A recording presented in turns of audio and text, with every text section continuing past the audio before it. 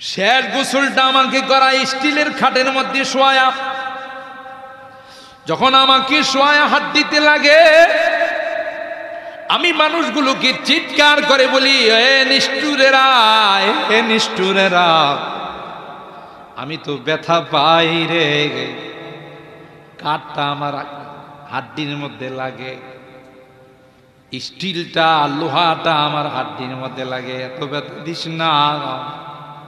কিন্তু কেউ তো আমার কথা শুনে না। কথা গন্ঠে কে কিতাবের মধ্যে আসে, পাড়ার মানুষগুলো যখন খাটিয়াটা নিয়া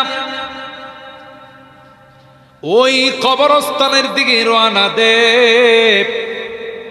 ডান পাশে কে, বাম পাশে কে, সামনে কে, পিছনে কে রে। ওই মৃত ব্যক্তিরা তাকে ভালো করে চেনে। একটা তো আমার ছেলে, আরেকটা আমার ভাতিজা, আরেকটা আমার ভাই, আরেকটা আমার আত্মীয়। এদেরকে ডেকে ডেকে বলে, কোথায় নিয়ে যাও, কোথায় নিয়ে যাও? আমি তো অন্ধকার ঘরে একা থাকতে পারি না। আমার ঘরে যদি বিদ্যুৎ চলে যায় তাইলে আমি থাকতে পারি না। আমাকে কোথায় জঙ্গলের দিকে নিয়ে রওনা দিলা? তোমাদের হাতে পায়ে ধরে বলি রে, আমাকে ওখানে নিয়ে যাও, আমি একা থাকতে পারবো না। আমাকে ওই কীড়া মাকড়ের ঘরে নিয়ে যায় না, আমাকে সাপ বিচ্ছুর ঘরে নিয়ে যায় না।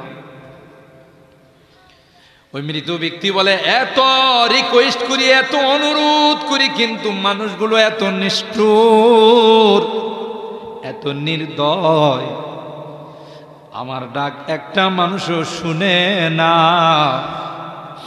সবাই আমাকে নিয়ে কবরের দিকে রওনা দেয়। আর কবর ডাক দেখো, এ আল্লাহর বান্দা,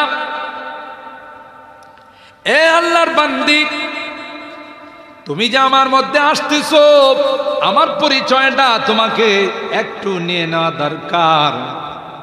আমি কে রে? আনা বাইতুদ্দুত, আনা বাইতুল ওয়াহশা, আনা বাইতুল গুরবা। আমার মধ্যে কিন্তু আরাম বলতে কিছুই নেই, আমার মধ্যে কিন্তু বিষাক্ত সাপগুলো আছে। একটা সাপ যদি একবার দর্শন করে রে, এত মাটির নিচে তোমাকে দাবাইবে, আবার তার চুগল দিয়ে, তার নখ দিয়ে তোমাকে উঠাবে। কবর ডাক দিয়া খায়, আমার পরিচয়টা তো জানলা না। তোমাকে রাখার সাথে সাথে আমি কিন্তু এমন চাপ দেব, আমি কিন্তু তোমাকে এমন চাপ দেব। পয়গম্বর বলেন, ওয়াহাকাযা ওয়াসাব্বাকা বাইনা সাবিহি, হাতের আঙ্গুল একটার ভিতরে আরেকটা ঢুকায়া উম্মতরে বলে, উম্মত, একটা আঙ্গুল যেমন আরেকটার ভিতরে ঢুকে যা, তোমার এক পাশের হাড্ডি গুলো আরেক পাশে ঢুকে যাবে। খবর ডাক দিয়া বলবে, আনা বাইতুদ্দুত, আনা বাইতুল ওয়াহশা, আনা বাইতুল কুরবা।